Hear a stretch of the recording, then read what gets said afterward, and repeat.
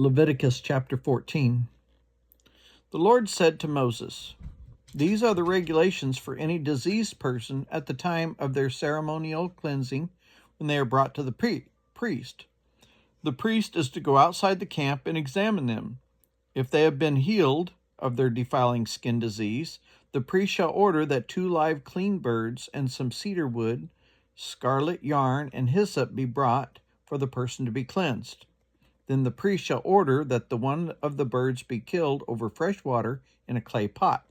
He then is to take the live bird and dip it, together with the cedar wood, scarlet yarn, and the hyssop, into the blood of the bird that was killed over fresh water. 7 times he shall sprinkle the one to be cleansed of the defiling disease, and then pronounce them clean. After that, he is to release the live bird in the open fields. The person to be cleansed must wash their clothes, shave off all their hair, and bathe with water. Then they will be ceremonially clean. After this, they may come into the camp, but they must stay outside their tent for 7 days. On the 7th day, they must shave off all their hair. They must shave their head, their beard, their eyebrows, and the rest of their hair, and they must wash their clothes and bathe themselves with water, and they will be clean. On the 8th day, they must bring 2 male lambs, 1 ewe lamb, a year old, each without defect, along with 3/10 of an ephah of the finest flour mixed with olive oil for a grain offering, and 1 log of oil. The priest who pronounces them clean shall present both the one to be cleansed and their offerings before the Lord at the entrance to the tent of meeting. Then the priest is to take one of the male lambs and offer as a guilt offering along with the log of oil. He shall wave them before the Lord as a wave offering. He is to slaughter the lamb in the sanctuary area where the sin offering and the burnt offering are slaughtered.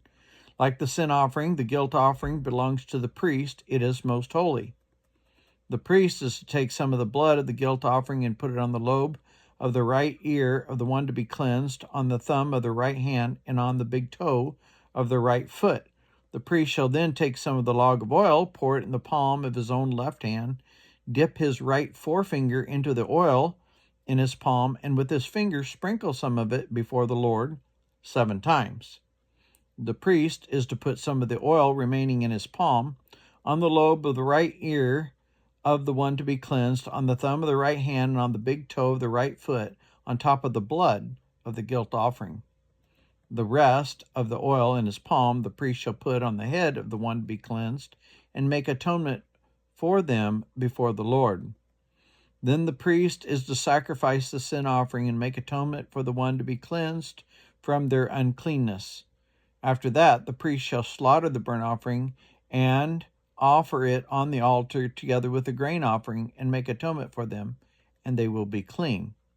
If, however, they are poor and cannot afford these, they must take 1 male lamb as a guilt offering to be waved to make atonement for them, together with the tenth of an ephah of finest flour mixed with olive oil for a grain offering, a log of oil, and 2 doves or 2 pigeons, such as they can afford, one for a sin offering and the other for a burnt offering.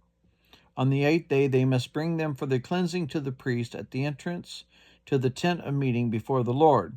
The priest is to take the lamb for the guilt offering together with the log of oil and wave them before the Lord as a wave offering.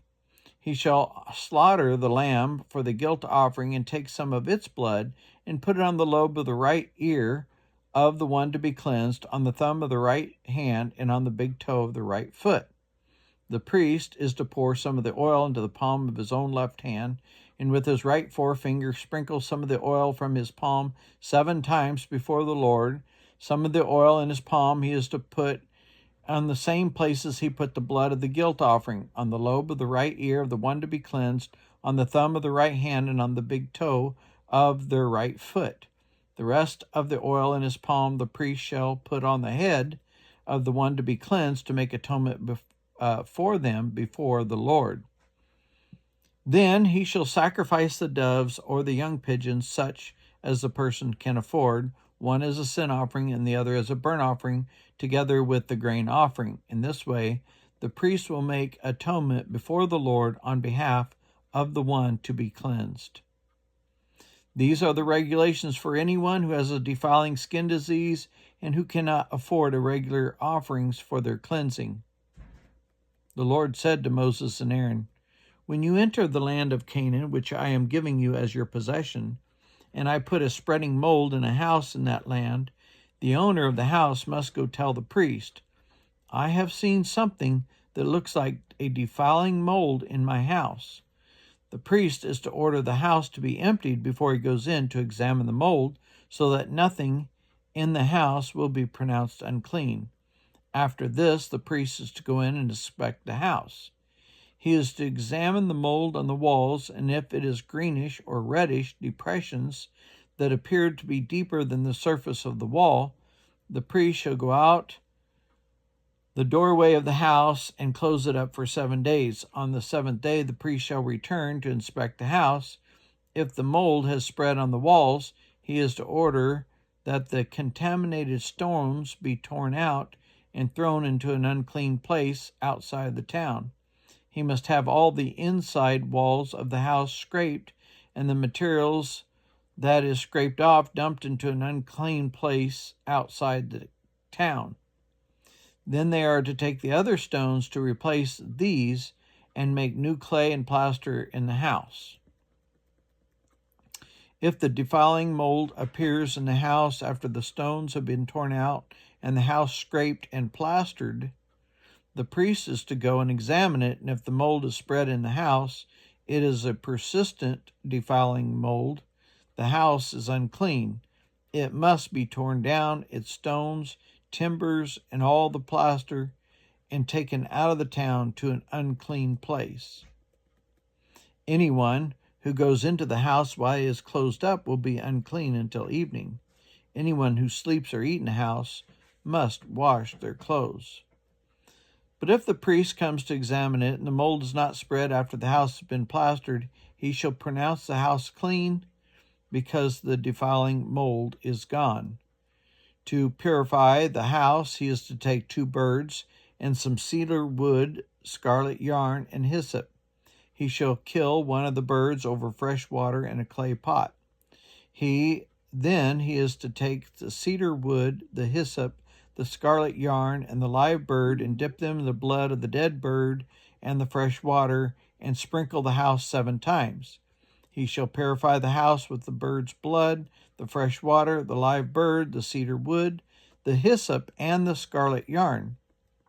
Then he is to release the live bird in the open fields outside the town. In this way he will make atonement for the house, and it will be clean. These are the regulations for any defiling skin disease, for a sore, for defiling molds in fabric or in a house, and for a swelling, a rash, or a shiny spot, to determine when something is clean or unclean. These are the regulations for defiling skin diseases and defiling molds.